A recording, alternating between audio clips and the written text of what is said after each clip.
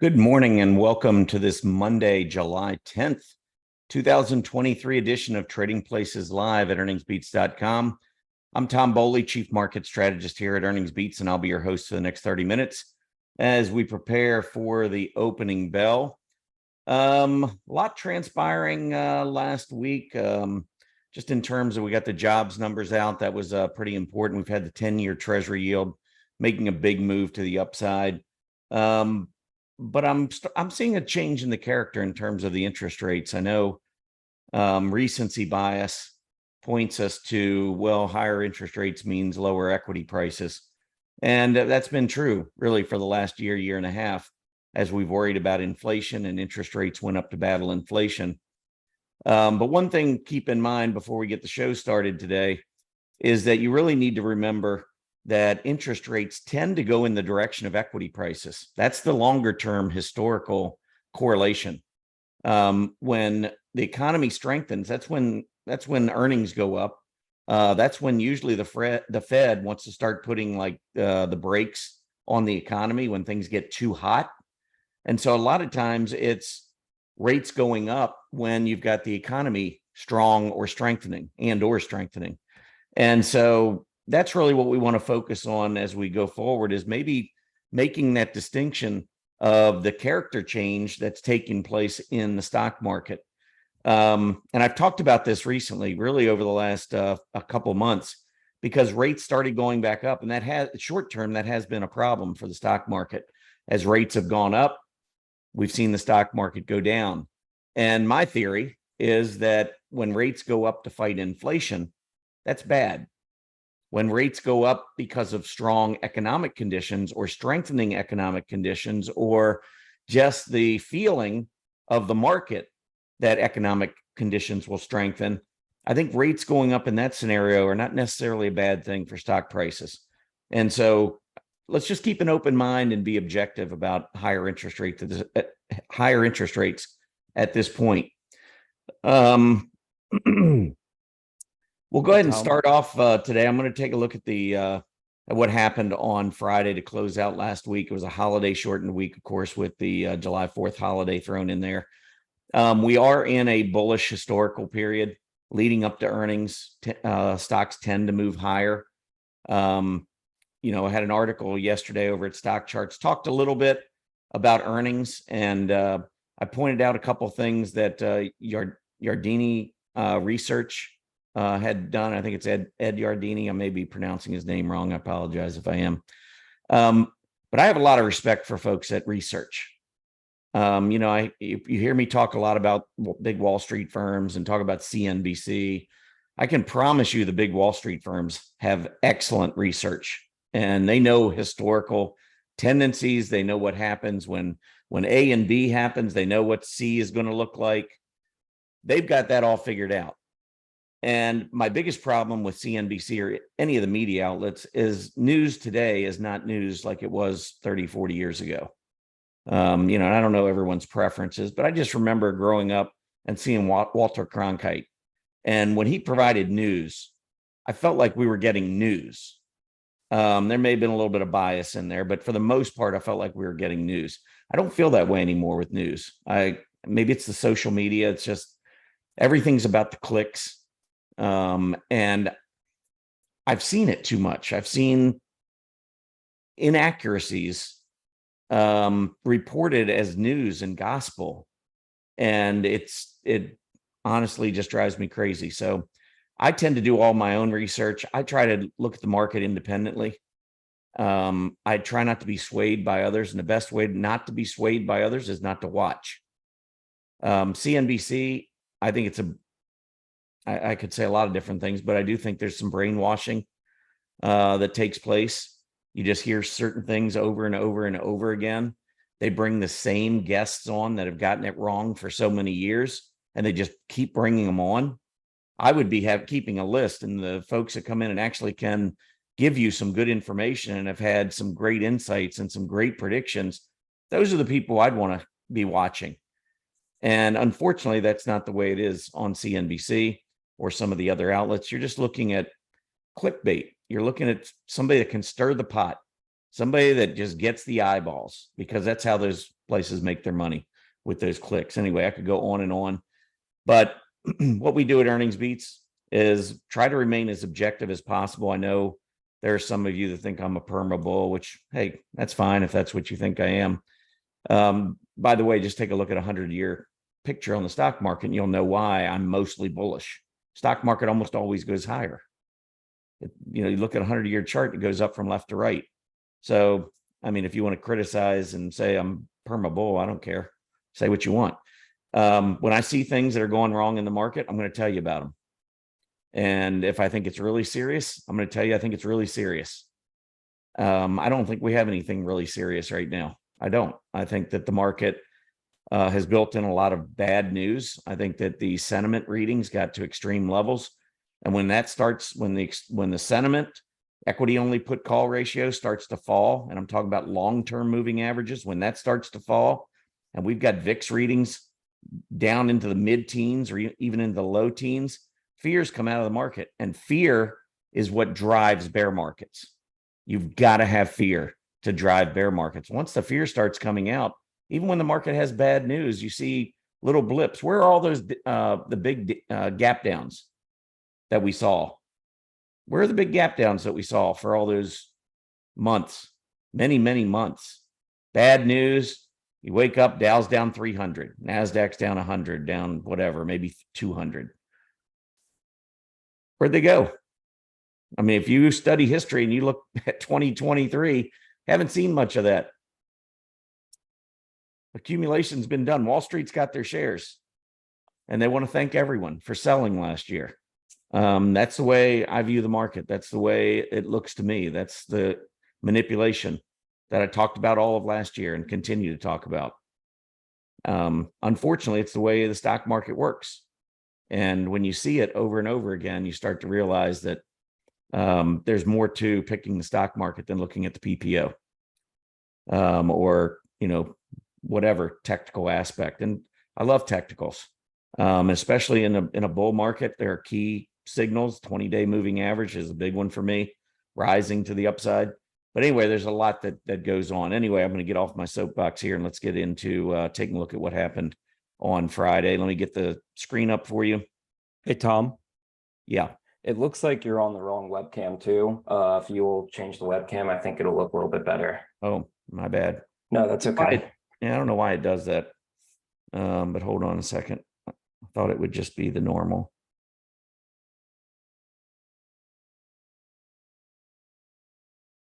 There we go. There you go. Yeah. It's like when you're watching ESPN or one of the shows or something, you see people looking into the wrong camera.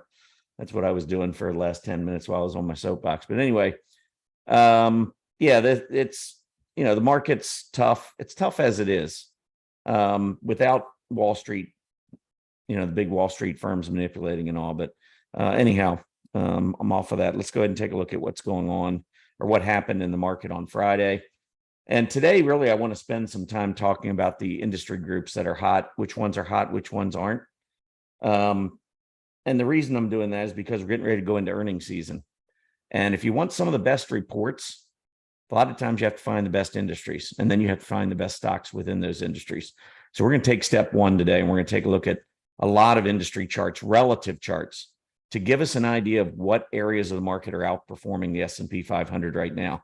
I mean, we know technology's been doing well. We know consumer discretionary. We know communication services. Those are all areas that have been doing well.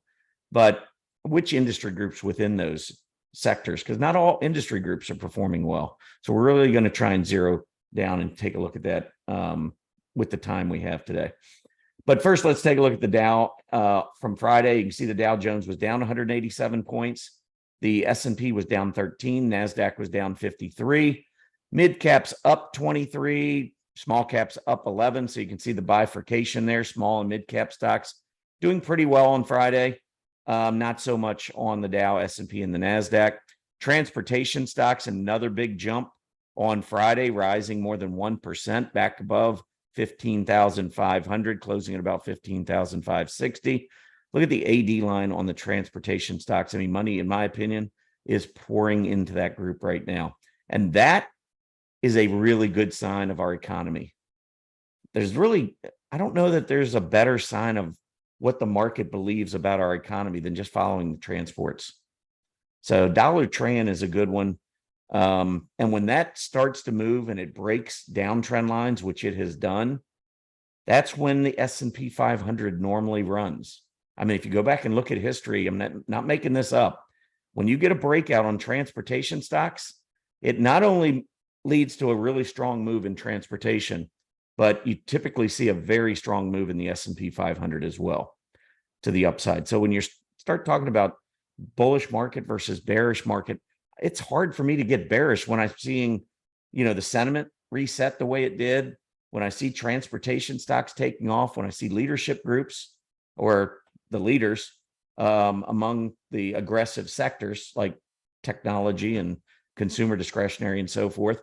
These are all signs of a market that's going to go higher. Money doesn't go into these groups right before a big sell-off. They come out of the groups before a big sell-off. That's what we talked about at the end of 2021. Going into 2022, before we had the cyclical bear market, we saw massive rotation into defensive areas as the market was setting its final high. That is a big warning sign. Anyhow, not seeing any of that. We're seeing the polar opposite of that right now. Money is rotating into areas that would lead me to believe we're going a lot higher. And I've been on this wagon now for the last year. I don't know, a little over a year, June of 2022. That's when I thought risk changed. That's when I thought being short was the wrong side of the trade. Long was good, short was bad. I still feel that way. I see nothing that changes that right now. Energy, you can see, was leading on Friday. Energy and materials had been lagging, especially energy. Materials, not quite so much. They've started to uptrend again, but energy's been lagging, but we got another big move. We've seen a lot of whipsaw in energy. And quite honestly, that's what I see a lot of normally in energy and materials. It's harder for me to get my arms around energy and materials, where great entry is, where good exit is, because they tend to be very volatile. Just when we start to get strong within the energy group, then we sell off. And then we get strong in materials, and then we sell off. It's not like what we've seen in technology and consumer discretionary or communication services, where we've just been rising recently. Industrials breaking out. I feel like I can count on some of the technicals in those areas. I don't feel that as much with energy, just because the price of crude oil is so volatile, and it can be impacted by so many different things that we can't control. And so that makes me a little bit more nervous in those groups, but they did lead on Friday. Energy certainly would be bullish to get back up above 82 to 82.5. Materials, I think, already in an uptrend. Watch that rising 20-day, maybe a little price support around 79. That's right where the 50-day comes in. But look at the AD line on materials. Looks a little different than energy. Both have kind of gone sideways, and they've had their moments in the sun. But when you look at that AD line, I feel a little stronger about materials than I do energy. Staples been going sideways. Staples had a rough day on Friday, but look at their AD line. I mean, a bull market requires a really good bull market requires wide participation. I know a lot of folks were upset because we didn't have the breadth back at the beginning of the year and first quarter, really, even into the second quarter. We weren't seeing enough companies carry the market to the upside. But if you're evaluating the S&P 500 or you're evaluating the Nasdaq 100, a light should go off. They are market cap weighted indexes. So if you're trading the spider or you're trading the QQQ, you want those big market cap companies to lead. That's what they generally do. So as far as the S&P and the Nasdaq was concerned, I wasn't concerned about the lack of broad participation at that point, because everybody has a short-term memory. Do you not remember the fourth quarter of 2022? Industrials, financials, everything was moving to the upside, and the technology stocks, remember, the Nasdaq didn't participate. So heading into this year, Nasdaq was way behind the S&P 500 in the fourth quarter performance. So they played catch up. But those with recency bias only looked at 2023 and said, oh, we've got to move to the upside, and it's not being supported. In my opinion, that was a wrong analysis. And now you see what's happening. Everything's catching right back up again. Still got weakness on the small caps. I'm still watching that group. I believe we're going to see a big move. I've been saying that for a little while. So that's getting a little old. It's getting a little old for my own portfolio because I trade it. I trade the TNA a lot, and I've done well with it, but it hasn't made that big breakout. So for instance, on the SML, we really are looking for about 1230. Get above 1230, really take out these most recent highs, and then challenge the highs that we saw earlier in the year, even in the end of last year. Looking at the industry groups, or one of them, oil equipment and services absolutely exploded, up more than 7% on Friday. Big breakout. And if I just click on this chart, look at this downtrend line, that the trend line that we had been going down on for quite some time. I think with what we've seen over the last 2 weeks, and especially what we saw on Friday, I think this group's broken that trend line and is probably likely heading back to those recent highs. So I do like what's going on in the oil equipment and services group. And here were two stocks, by the way, in that group that absolutely exploded on Friday. One was Oceaneering. Maybe you don't hear that name very often, but it was up over 13%. Definitely uptrending, coming off of a successful 20-day test. This thing looks like it's ready for a breakout. And then maybe a more popular name that you do or maybe are aware of, Schlumberger. Schlumberger, you can see big breakout, also breaking that downtrend line. And it too has been trending above that 20-day. So when you've got stocks that are in the downtrend, and we saw a bunch of this back in 2022, stocks tended to stay below their declining 20-day moving averages. If you look at most of the market today, 20-day moving averages are moving up, and prices for the most part are above those 20 days. That's very bullish configuration. So even if you're bearish, which, hey, if you're bearish, there's two sides of the market. I wish you the best of luck. I don't agree with you, but maybe the market turns down. What I've been saying for a while, though, is when the market is trending above its 20-day moving average, and the 20-day is moving up or trending above the 50-day moving average, when you're in that bullish configuration, don't bet against the market. If you're short, you got a lot of room to the downside. Wait until the breakdown occurs. I personally would not be shorting a market that just keeps going up. Just like last year, I wouldn't have been going long a market that just kept going down. I mean, the trend is your friend. Everybody's heard that one, right? Stick with the trend. And, if we're going to go lower, there'll be plenty of opportunities to short. And in my opinion, there are going to be some signals different than the ones we're seeing today. But that's where we are right now. So anyway, Schlumberger, nice breakout. Look at that volume on Friday. Definitely looks like it's got more gas in the tank, no pun intended. Could it pull back? Sure. I mean, when you're in an uptrend, you can get 20-day tests at any time. So the closer any of these stocks that are trending higher get back to their 20-day moving averages, generally, I'm going to like the reward to risk better at that point. Let's talk a little bit about the 10-year Treasury yield. Give you a quick update here. Let's see where we are. We were up at 408. Actually, we hit 409 earlier. Now we're back down to 405. Still, clearly, we're in a short-term uptrend. I think it's notable that we're right where we were at the peak back in early March, right there at that 410 level. That's where we are now. I wouldn't be surprised to see a little, maybe move back down. I mean, we've had the big jobs reports, the ADP employment report, which came out last Thursday, and the non-farm payrolls, which came out on Friday. The ADP employment report was hot, way above expectations on the jobs number, but Friday's was actually more in line, actually a little bit below the expectation for non-farm payrolls. So, and I've seen that a lot. I don't know why, but ADP and the non-farm payroll report just can't quite get their acts together. They're not consistent. A lot of times one will do one thing and the other will do another. I don't understand it. They're both jobs reports, but obviously the data and what they're using to compile their numbers are a little bit different. But I'm still looking at this 410 level as the first key area of resistance on the yield. And then you've got 430, which is the high from back in October. That would be the next level, a little over 430. let's see if we get through 410 first. I wouldn't be surprised maybe if we hesitate here a little bit, maybe until the next Fed meeting. That's coming up this month. And by the way, we're likely to get another rate hike. I mean, the futures are pointing toward it. The Fed has almost guaranteed us that they're going to do more rate hikes. I think the first one is almost a guarantee, another 25 basis points. Beyond that, I'm not so sure. I think it's going to be data dependent. I think the Fed continues to want to talk tough about inflation. Inflation's already peaked and started rolling over, in my opinion. But I don't get a vote. I'm not on the FOMC committee. So I'm not going to be able to vote on it this time. Little joke there.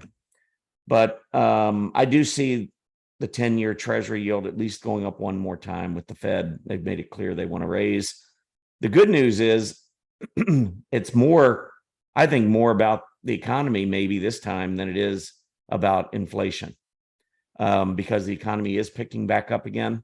We're seeing some of those jobs numbers. Yeah, the non-farm payrolls was down, but if you look back over the last few, we're staying positive. Everyone was expecting a recession.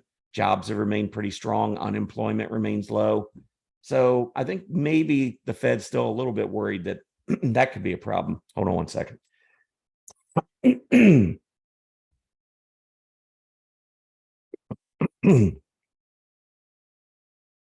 All right.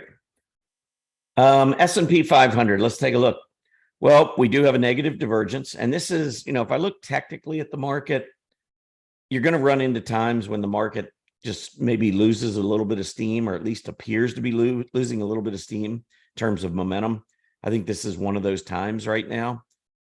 It's going to be really interesting to see how the market reacts here over the next 2 to 3, 4 weeks as earnings are coming out, because we have had a big run already, a little earlier than normal. Usually it's the latter part of June through the first few weeks of July is when we see a big move to the upside in the market. And we actually saw a big move in the latter part of May and throughout June. And so you can kind of see this move's already been made by the S&P. Do we have another pre-earnings run in us? I don't know. I'm beginning to question it a little bit. I think what we're going to see is just rotation. I think we could see money this time. We've already seen the high growth companies getting that big boost. We've seen the Apples and the Microsofts make big moves to the upside. I could see some rotation where we're starting to see more money rotating into the industrials. We've seen the industrials break out. Transports just broke out. I believe we're going to get the small caps to break out. I've been saying that, like I said, for a little while. I'm sounding like a little broken record here. But support's been holding. And long term, if you look at a small cap chart, go back, take a 5-year, 10-year chart, weekly chart. In fact, I'll pull that up in just a minute. Let's get to that IWM in just a minute. But first, I think we've got a little bit of a negative divergence here on the S&P 500. So could we, continue to maybe move in this range? I'm going to say 4250 to 4450 is possible. I know we're at 4398. That leaves 150 points to the downside, another 4%. I just think we've had such a run. I wouldn't bet against the market. In other words, I wouldn't be in 100% cash. I wouldn't short the market, but I also would be careful with leverage right now. Not getting too levered with just some of the potentially slowing momentum signs that we've seen out there. So here's the S&P. Let's look at that Nasdaq. And you can see Nasdaq, the PPO has already rolled over, and we have had a slightly higher close. This is one of those optical illusions when you're looking at a chart and you say, Tom, you can't have a negative divergence. Yeah, you got a lower PPO, but the price chart has not gone to a new high. Well, technically it has, because it's the closing prices that you look at, not intraday. The PPO is based on closing price. So we got to be looking at closing prices when we're looking at the PPO. And so if we pull up, we'll go down here and take out this candlestick chart and look at the solid line chart. Now tell me what you see. Now it looks like we've actually put in a higher close, which we have. So we've got higher prices. We've got lower PPO. So we have a negative divergence on the Nasdaq. We have a negative divergence on the S&P 500. those are at least short-term warning signs to say, hey, if you have been riding up some leveraged ETFs, maybe think about moving back just to the regular ETF that tracks the index, at least for the next couple of weeks. Let's see what happens here. Now, I do think there are exceptions. Like I said, small caps, I think they've not been running, so they have an opportunity to run. Another group I was looking at I've been looking at is Biotech, only because they love the month of September or July. I don't want to wish our year away here. They love the month of July. So let's take a look at seasonality and the Biotech group. And if I pull this back 20 years, look at Biotech during the month of July. 75% of the time they've gone higher, and they average going up 4.5% during the month of July. And you look at all the other months down here, November at 2.6% is the second best. So Biotechs during the month of July have almost doubled. The July performance has almost doubled their second best month. But when we take a look at the Biotech index, it's not showing us anything just yet. In fact, finished really weak again on Friday. So I'm aware of the historical tendencies. And trust me, I would love to jump in on this group. And I did for a small piece last week in the LABU, which is the triple levered. It actually tracks let's see if I can remember which one it is. SPSIBI, I think. Yeah, S&P Biotech Select Industry Index. And it's a little bit different than that biotech index, the DJUSBT I was just showing you. But we're still in a downtrend. And it's really hard for me to get overly excited about the group until we start to at least show signs of a move back to the upside. I would become very interested in biotechs if we get back through the 20-day. Or if we were to post maybe a positive divergence. Neither one of those is happening right now. So I'm aware of the historical tendency, but I'm not going to go crazy while the technicals are showing what they're currently showing, which is a downtrending group. All right, let's talk about those small caps. Only got a few minutes, and I do want to go through some industry. So small caps here, I think, are starting to make this move. I like what they're doing, moving away and trading up above this prior consolidation.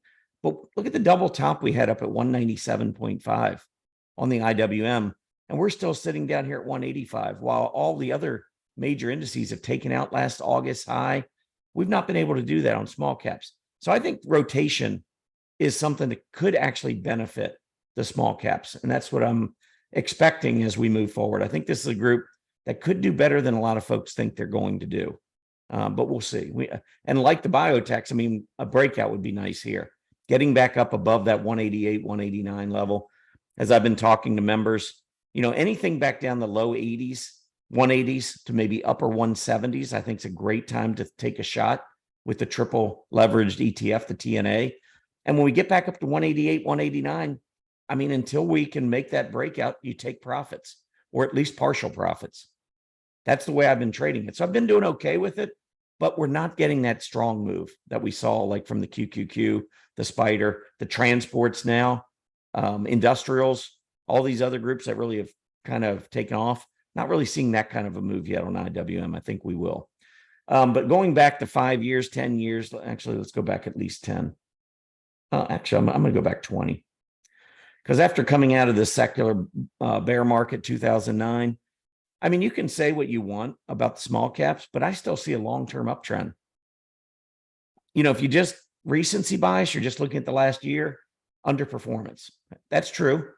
I'm not denying that it's underperformed, but if you're telling me we've broken, excuse me, if you're telling me we've broken down,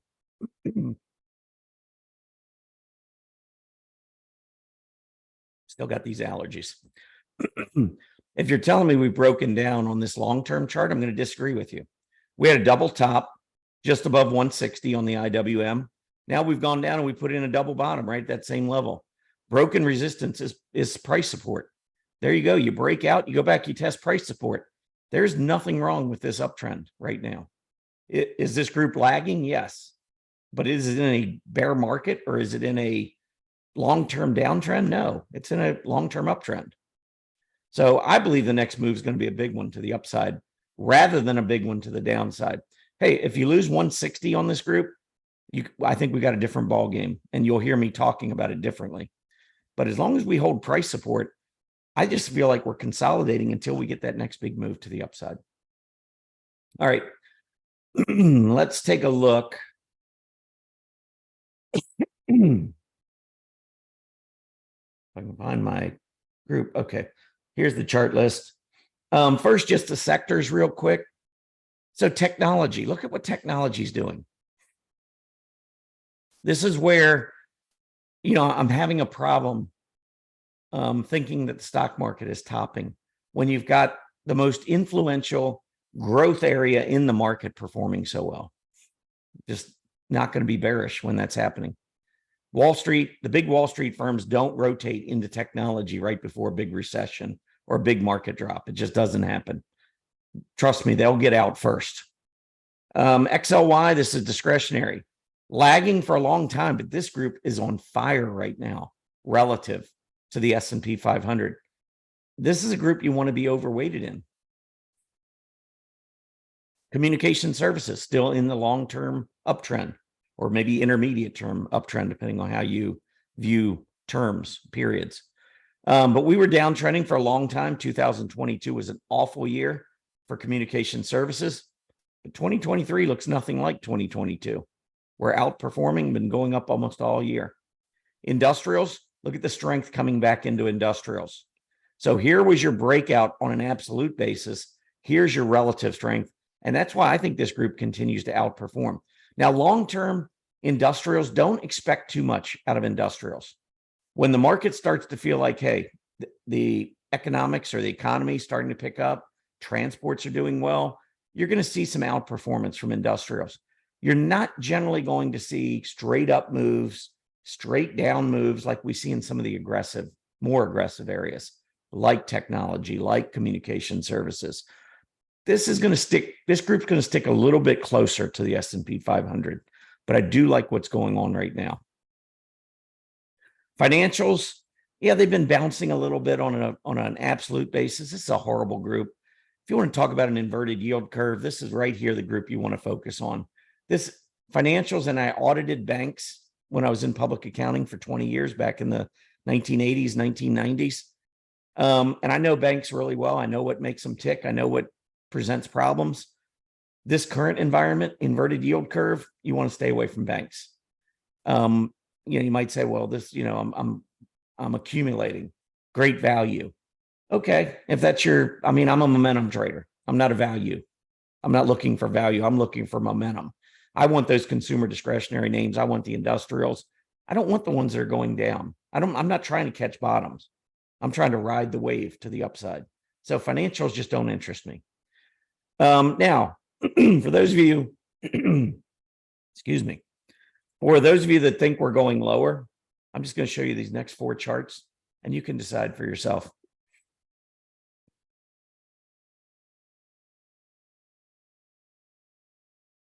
Healthcare, defensive group relative to the S&P 500 in 2023, straight down. Consumer staples relative to the S&P 500 2023, straight down. Real estate relative to the S&P 500 in 2023, straight down. Utilities relative to the S&P 500, another defensive group, straight down. Do you honestly think that the market's going to go down before Wall Street gets out, before the rotation is done?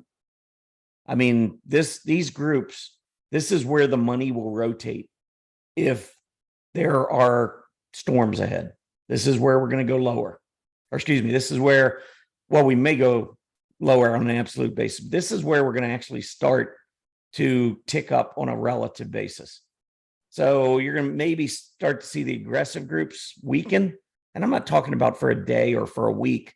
I'm talking about for a month, where the market's going up and the money is rotating into these defensive groups. That's what that's a signal that you want to look for.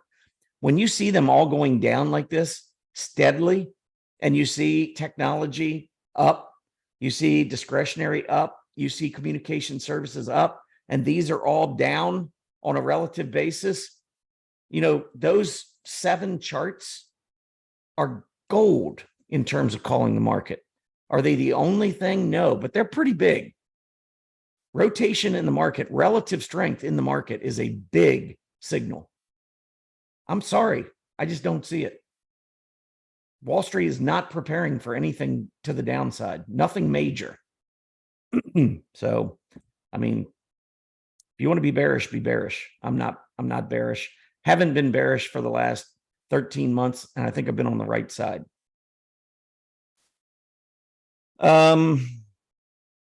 Let's see. I don't really have a whole lot. I mean, we could go through all the industries. Maybe, I mean, all the earnings, we're already past 9:30. Market's open. I'm going to give you an update real quick. The big earnings reports start on Thursday. So I'm going to make a note here, and I will spend on Wednesday, the Wednesday show, going through a lot of industry groups. I kind of got on my soapbox earlier, wasted too much time. Not going to keep going now, but on Wednesday, we'll look at the industry groups. Also, for anyone who is an Earnings Beats member, we're having our first probably about a 45-minute live trading session that we're going to have on Wednesday at 10 a.m. So we'll do the regular Wednesday show at 9 o'clock. I'll give my voice a break from 9:30 to 10. And then at 10 a.m. Eastern, while the market's open, I'm going to be showing you a lot of my the scans I run to try and find great trading candidates. I'm going to talk to you a little bit about what it would take for me to turn more bearish in the market. I get that question all the time. Tom, I know you're bullish. I know you're bullish. I don't get it. We're building all this debt and we got the Fed, don't fight the Fed. Well, I wrote an article about that a long time ago saying I was going to fight the Fed. And I think I won. The market was going up while the Fed was raising. Fed started raising. When the Fed started raising by 50 basis points, I believe it was May of 2022. And or maybe it might have been June. But just as they started to make those big raises, when I said bottom was in, and a lot of folks said, no way, you can't fight the Fed. Never. And this is where social media and the internet and everything else can be so dangerous, because I was getting a lot of emails. I was getting a lot of comments. Tom, you don't know what you're talking about. The market has never gone up when the Fed's raising rates consistently. And I'm like, really? Is that true? Because I remember in the cyclical bull market from 2004 to 2006, the S&P 500 going up while we had 17 consecutive rate hikes. So I'm not really buying into that if you understand history. Also, if you'd like to go back and look at the secular bull market of the 1960s, you'll see basically, I mean, it looks like a repeat right now. Definitely we raised faster this time, I'll give you that. But if you look back, we were near zero back at the beginning of the 1960s, and we went up 4.5%, 5%. And guess what? Stock market went up with it. So I get really frustrated, and it's why I write so much about the media, because there's so much, I don't know if you want to call it misinformation or disinformation, because one's intentional, but there's a lot of stuff that is said, and it's just not true. And, this whole go away in May thing, I mean, I could go on and on. There's so many things in the market I've done research and I completely disagree with, but the power of the media is strong. And I can get on here and talk on YouTube, but how many people am I going to reach?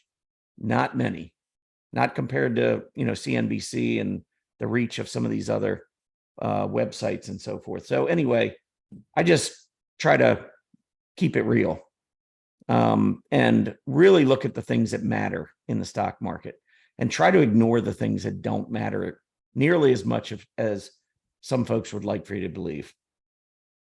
All right, let's see what the market's doing. It's been about 10 minutes now.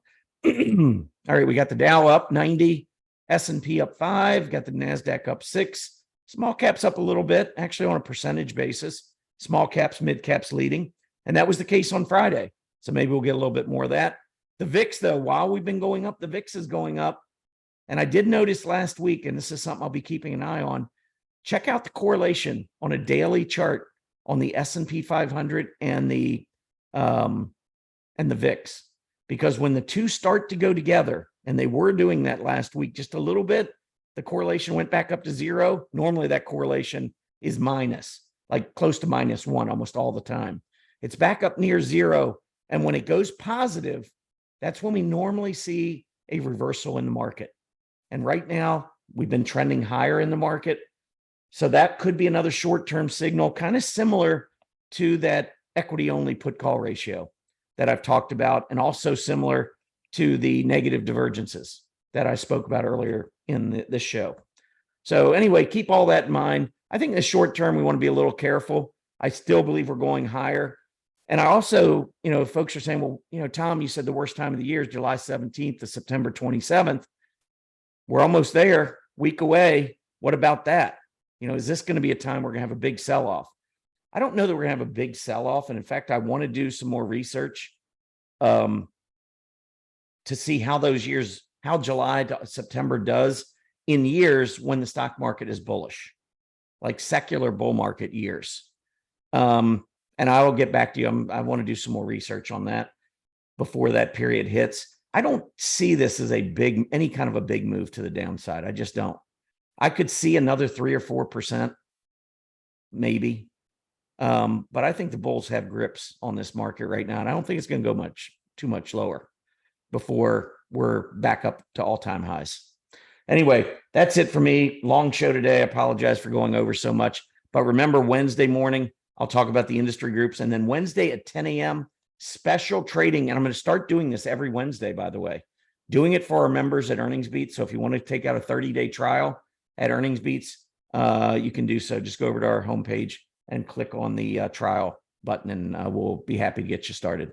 Have a great day, everybody. We'll check out the market and be back again tomorrow and give you my update then. Happy trading.